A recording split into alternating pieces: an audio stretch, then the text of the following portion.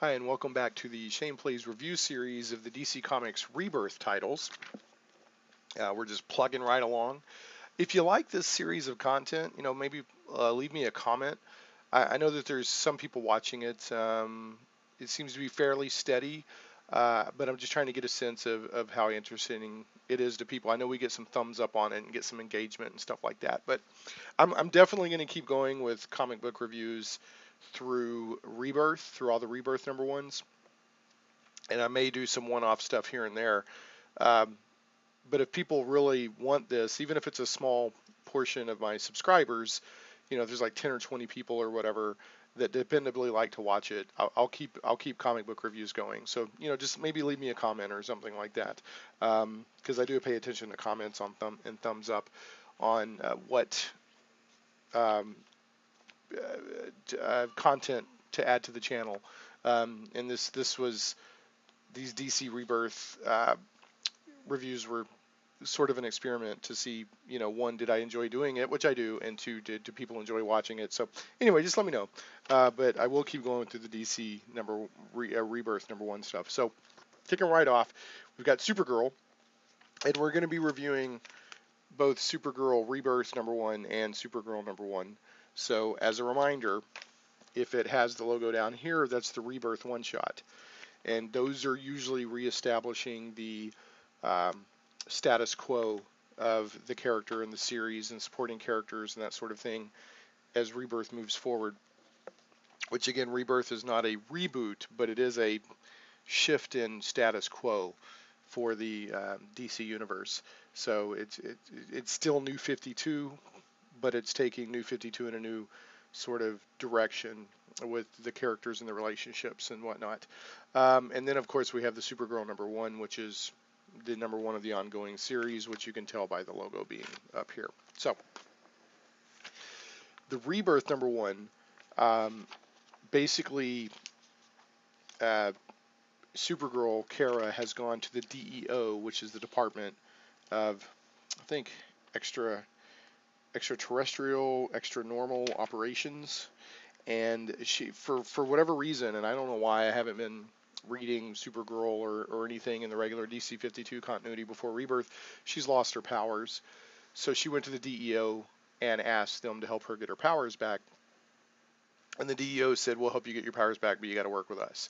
So I'll be honest, I don't know how deep this DEO goes in DC Comics continuity. I know that the Supergirl TV series, which I like, she works with the DEO and her sister's with the DEO and all this other stuff, or her adopted sister. So I don't know if they're focusing on the DEO in the comic books to make it more like the TV show, or if the DEO's already been pretty prominent with Supergirl's history already. So anyway, long story short, in this issue, there is a threat from the Phantom Zone that the DEO is trying to deal with, while Kara, they're basically shooting Kara into the sun to try to get her powers back in this like space vehicle. So while she's headed to the sun, this incredible threat breaks out at the DEO headquarters back on Earth, and so the DEO's like, they're trying to handle it, they can't. It's, Supergirl's way off in the sun. What's going to happen? Well, of course, she gets her powers back and flies back and takes care of the situation. So it has some callbacks to her history on Argo City, and it establishes this sort of status quo that the Danvers, who have traditionally been, I guess, Supergirl's parents on Earth, and she's been Kara Danvers. They're actually I think they're a husband-wife. There's definitely a man and a woman, but I think they're a husband and wife DEO agent team, and they're posing as her parents. So they're not, it's not like traditional, oh, we found this baby or this young girl and we've adopted her. It's like a cover story, but they do seem to genuinely care for her. And then she's also supposed to go to this science school, high school, so that she can learn more about being, what it means to be a human being, because if she's going to help the humans, she needs to understand what it's like to be a human. So that's sort of the status quo they set up. And then at the end, um, they kind of hint around that Cyborg Superman is coming back, or the Cyborg, depending on how you want to call him. I think calling him the Cyborg is dumb because you've already got Cyborg. I like Cyborg Superman, always have, but anyway. Now, Supergirl #1, and this was a good issue. I enjoyed it. I was like, I don't know if I'm going to keep going with Supergirl, but this was interesting. Now, if you can't tell already, I try to put this in the title of the videos and in the description. This has spoilers.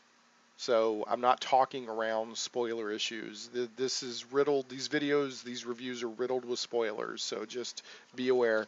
Supergirl #1, basically, it compares her life on Krypton and Argo City to her life on Earth, posing as a teenager in high school and working for the DEO.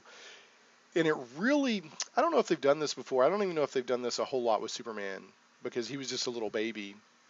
Now, Supergirl was basically a teenager. Kara was a teenager. Kara Zor-El, I think her name is, when she came from Argo City to Earth. And it really contrasts the society and the technological advancement of Krypton society to Earth society. And she's like, this is just ancient. It's like I'm in prehistoric times. She's in this science school, and she's super smart and super advanced. And it has flashbacks to her time in Argo City, where she was considered very, very bright, had a bright scientific future. But the technology she's dealing with on Earth is so backwards to her. People are like, why is she in a science school? Because she's coming off as if she's dumb or not very bright or whatever. So and she's very frustrated by that. So like, she has trouble operating a projector in school, and it contrasts to that, showing her in Krypton operating multiple holographic displays all at one time, with incredible talent and brilliance. So, they're playing dodgeball. She doesn't get dodgeball.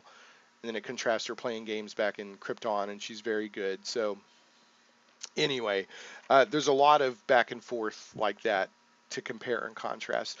They introduce a guy named Ben, who, is basically kind of one of the few people like trying to give her a chance. And then also he appears on the cover. So pretty sure he's either going to be a friend or a love interest for Kara. Now there's some other stuff that happens here.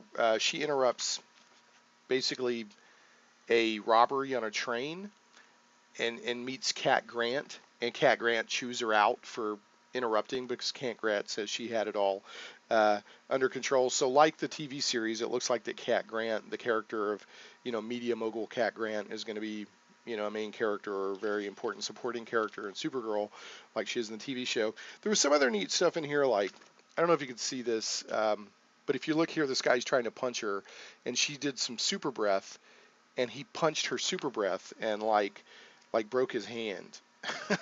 Which I don't think I've seen the power used that way before, so it was very clever. Like Cat Grant chews her out, and then she gets chewed out by the head of the DEO, because she's supposed to get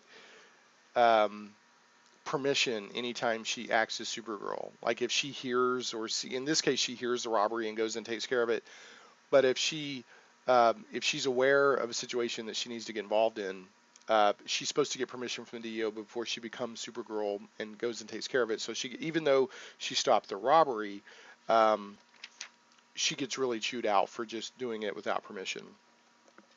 And then finally, the Danvers, the agents that are assigned to oversee her, they try to make part of their home like Krypton based on some records they have, and they basically make it, unfortunately, like 200 years before Kara's time. And she's just like, I just can't deal with this, can't deal with this. So she flies off, goes to the Fortress of Solitude, which Superman, the new 52 Superman, gave to her right before he died. Now there's another Superman from another reality, the one that fought Doomsday and died and all that, pre Flashpoint and all that. I don't know if he's going to end up taking the fortress back over. For the time being, he gave it to Kara. And she goes there, and boom, there's the Cyborg Superman. So that's how it ends. You know, I'm glad I give these uh, issues a chance, these stories, because based on just the Rebirth one shot, I probably wasn't going to keep going with it. But I'm going to give it 2 or 3 more issues. I like how the storytelling's happening. There's some clever use of powers in here, and I like the storytelling method and stuff that they're doing. So, you know, it even has a scene in here where the Danvers are trying to learn Kryptonian and talk to her in Kryptonian because they're trying to make her feel at home. And, you know, they're just, even though they're doing a decent job, they're kind of goobering it up. So I think I'm going to give it another issue or 2 before I decide not to keep going or to keep going. But the number 1, not the Rebirth number 1, but the number 1, I was like, okay, I'm gonna give it a couple more issues and see what happens. Now, Batgirl Birds of Prey, number 1, not the Rebirth one shot, which we already talked about, but the number 1. It basically kind of continues the story that the one shot set up, where Batgirl's trying to figure out who is using the Oracle uh, identity in a hack, you know, in sort of an illegal sense. And then they have to find, her and Black Canary have to find some sort of uneasy alliance with Huntress, who will basically kill people. And so to have these 3 characters working together doesn't make a whole lot of sense, because, you know, Black Canary and Batgirl are not going to kill. And the Huntress will just lay waste to people, no problem. So it's kind of like the one shot. It was okay, not great. I'm not going to keep going with it. This is just not my cup of tea. But there, you know, there's probably some people out there that like it. You know, and please don't think it's just because it's female characters, because I'm going to keep going with Supergirl for the time being, and I really like the Batgirl series. So it's just this whatever isn't working for me. The story, the writing, the way the characters are working together, it's just not my thing. So the villain who uses snakes is pretty interesting. So I'll give it that. And that's enough on that. Deathstroke, number 1. Now, we talked about the one shot last video, the Rebirth one shot, which it didn't really totally reset his status quo. I think it kind of either introduced for the first time or reintroduced that he's a father and has sons, and what kind of father he was or is, and, you know, a friend of his he's trying to rescue. This issue also introduces his wife.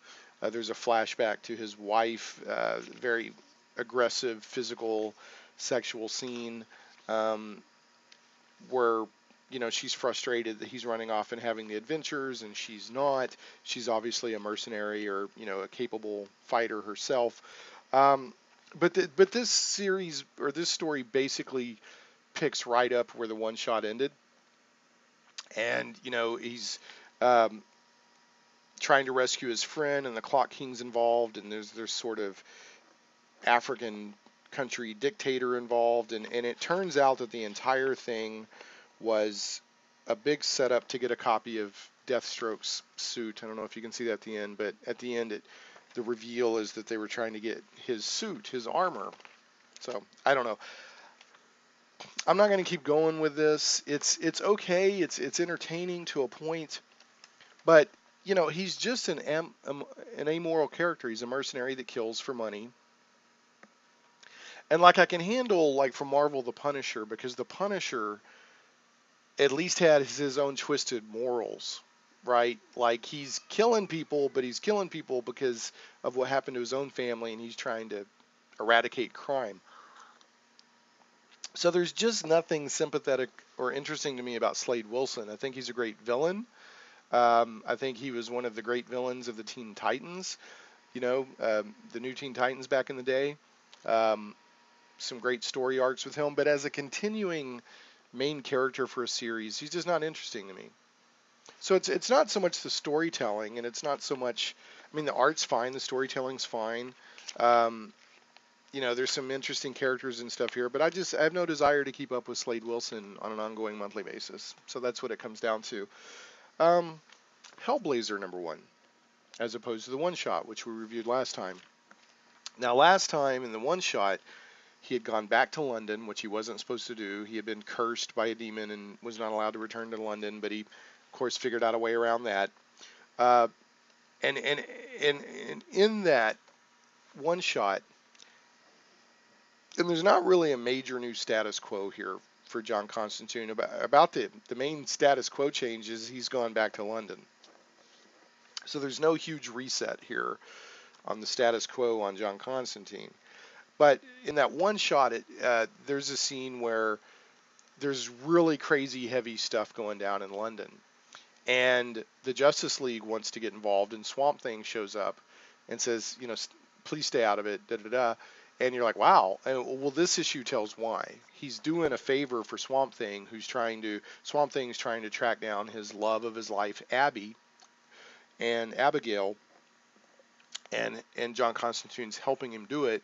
And as part of that, he said, I'm about to do some heavy stuff in London. I want to keep Justice League out of it. So that explains that. You know, I had said before that I wasn't going to keep going with Hellblazer on an ongoing monthly series. You know, John Constantine, again, is one of those characters that I think he's more of a hero than Slade Wilson by any means, and by Deathstroke by any stretch of the imagination. But I think he's great as a supporting character or as a catalyst to stories. He shows up, stuff happens, he helps out, and he leaves. You know, other than Garth Ennis's run in the 90s, I haven't wanted to read his ongoing monthly adventures. This issue almost changed my mind to keep going. It was good, but due to, you know, my reading, the amount of stuff I'm reading, my budget, this and that and the other, I'm probably not going to keep going with it. Again, I think that he's one of those characters that works better as a supporting character or as a showing up as a major character in arcs and then leaving and then coming back, as he did in the, you know, when he was introduced in Swamp Thing. So I'm probably not going to keep going with it, but that was a good issue. This #1 was a good issue. So I think that the creative team has a pretty decent handle on who he is. You know, a lot of people despise John Constantine. You know, he's trying to get some help from someone, and she's just not, you know, she just really lays into him. He gets laid into a lot when he goes looking for help because he does people wrong a lot. So even though his motives can be pure, although his motive in the one shot to go back to London was not pure, that was so I want to go back to London, so I'm going to threaten basically, you know, it was either all of London or all of the world supernaturally to go back. So, all right, Suicide Squad #1.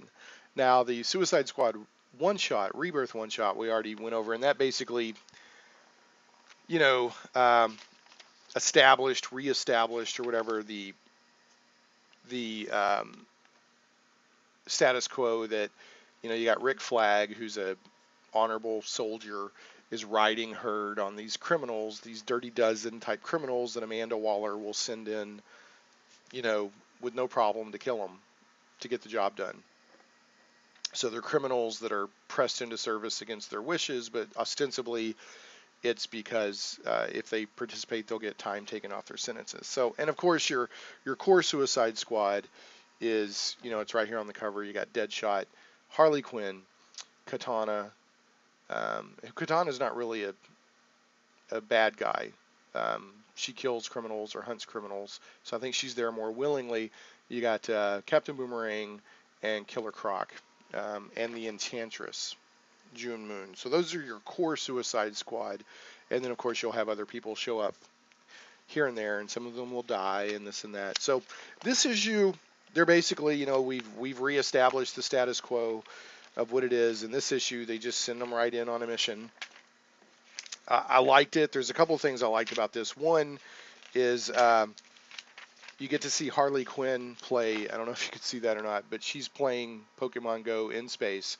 And then Killer Croc pukes in his space helmet from space sickness, and it's I don't know if you could see that, but his helmet is filling with vomit and threatening to suffocate him. So they're trying to save him, which causes all kinds of ruckus.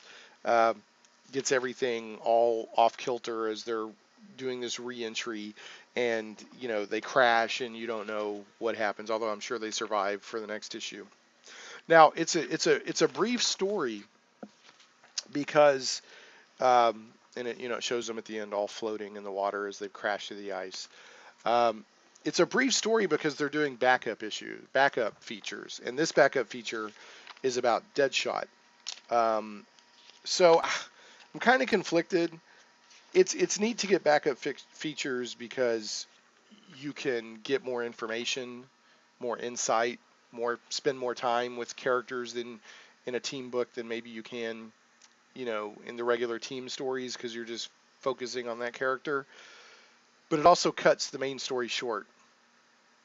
So it's kind of I guess as long as the backup features continue to be good, and this one was good, it's not a problem. But if the backup features end up not being interesting and we're losing more of the main story, then that'll end up being a problem. But for this, it was good.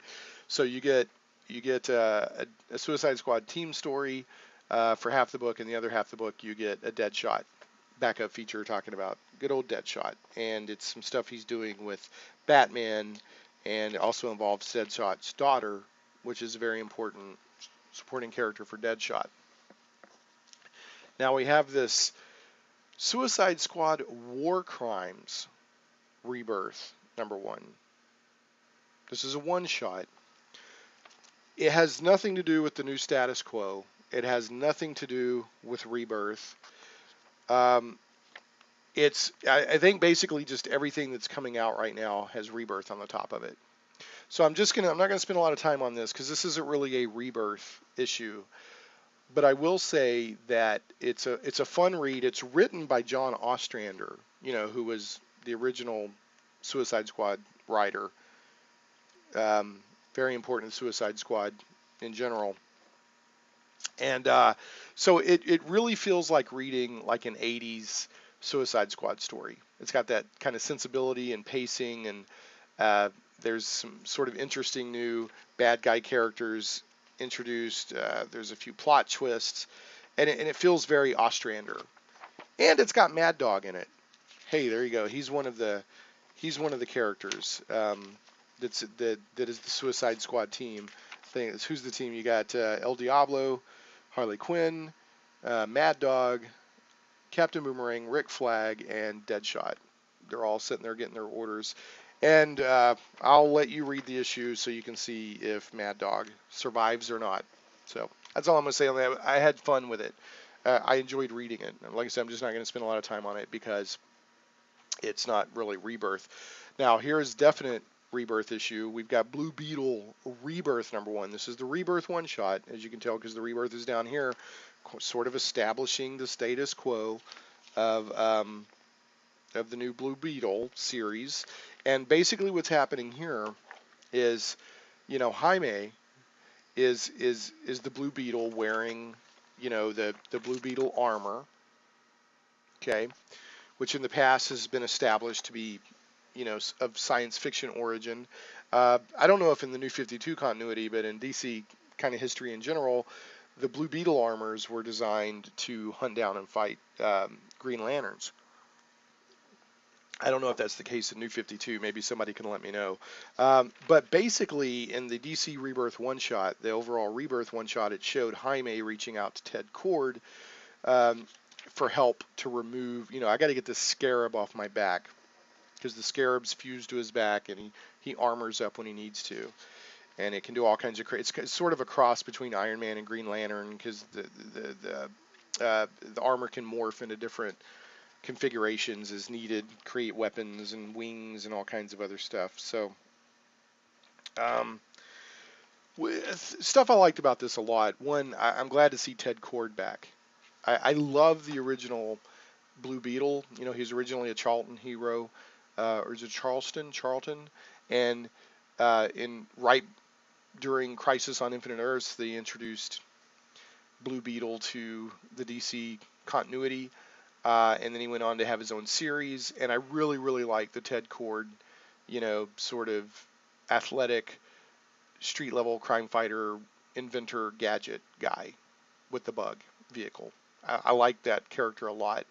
Um, and I also liked the dynamic of him and Booster Gold in Justice League.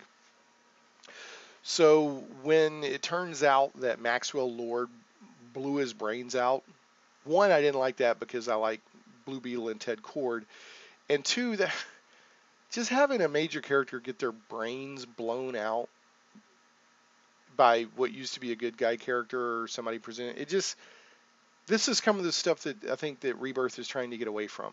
This, overly cynical, dark stuff. Now that has its place in certain one shots or limited series or Elseworlds, but in the main DC continuity, I'm not a fan of that. Maybe it's because I grew up, really cut my teeth on the comic books in the '80s, but it just didn't, it didn't sit well with me. So I'm glad that Ted Kord is back. He's a bit younger. Um, he's he's not Blue Beetle, but he's got some Blue Beetle type technology. He's got the bug, and basically Jaime has gone to him and said, "Can you help me get this off my back?" And that happened in the DC Rebirth one shot. He kind of reached out to him, and now it's being followed up here. And Ted Kord's like, "Dude, let's be a superhero team. Let me mentor you or whatever." And Jaime's like, "No, I just want this thing off my back." So there's that kind of dynamic back and forth, and Jaime's trying to live his life and go to school, and Ted Kord's calling him like, "Hey, we got a crime, we got to go fight." So I liked it. I was really looking forward to this Blue Beetle because I do like the Jaime Blue Beetle. I prefer the Ted Kord Blue Beetle, but I also like the Jaime Reyes Blue Beetle. And so if I can get him and Ted Kord together in this sort of wacky dynamic duo, I'm all about it. And then at the end, Dr. Fate shows up to Ted Kord and basically says the Blue Beetle armor is magic. You're dealing with magic that's beyond your control and you don't understand. So wow, great setup for when we get Blue Beetle #1. Like I said, this is the Rebirth one shot. And then finally, okay, it goes without saying, I liked this and I'm going to keep going with it. So, yay, Ted Kord. Um, okay, and then finally, Cyborg Rebirth #1. Again, this is the one shot, and this does a really good job of getting you up to date on Cyborg's origin, establishing a lot of what his powers are, but also at the exact same time, he's in a major fight with a new villain, and it all ties in with Star Labs and his father, which is a very important part of Cyborg's backstory, and ongoing supporting characters. His father works for Star Labs. His father is the one that turned him into Cyborg with apocalyptic technology, trying to save his son. Um, and then it introduces this really good concept at the end that is probably going to be a theme of the series. Is Cyborg really him? Is he really um, him? When when when when uh, when Victor Stone became Cyborg, did he survive, or was he just replaced by something that thinks it's Victor Stone? And so they set that up to move forward. Am I even really who I think I am? And I thought that was really cool. And then it ends with there's this sort of twist ending where there's a villain that looks a heck of a lot like either Cyborg or his father, who is basically wanting to kind of collect together all the artificial intelligences out there for some nefarious purpose. So I liked it. I don't know if I like Cyborg enough as a character to continue going, but I'll give the #1, because that was the Rebirth #1 one shot. I'll give the #1 a chance and see what happens. My thing with Cyborg is I struggle with Cyborg because I really liked him in the Teen Titans. To this day, they've had him in the Justice League for several years now. I don't really feel that he should be in the Justice League. He feels like a Teen Titan to me, or a Titan. And the character himself, he's another one of those characters I really like as a team member, but I'm not sure that I'm interested enough to keep going as you know, with him as the main character. But we'll see. I'll give it a chance. You know, like I said, I'll read the number 1 and see what happens. So we'll count back through these again real quick. We'll do a summary, and then we will be done with this video. Thanks so much for watching. Cyborg, liked it. Thought they did a good job with all the stuff they were trying to do. I like the theme that they're trying to introduce moving forward on, you know, am I real or am I Memorex? I don't know if I'll keep going with it, but we'll see. Definitely love the Blue Beetle. Looking forward to keeping going with the ongoing series. This Suicide Squad War Crimes was a great throwback to the original Ostrander days. Just a one-shot. Suicide Squad number 1. Remember, it's got the backup series, so the quality of the backup specials, I forget what the backup stories will determine, you know, are they going to hurt or help. But for the time being, I'm back on board with Suicide Squad. Hellblazer, I'm probably not back on. I liked this better than the one-shot. But again, due to budget reasons and others, I don't know if I'm going to keep going with it. Deathstroke, it was fine for what it is, but this is not what I want to read on an ongoing basis. I have no interest in Slade Wilson.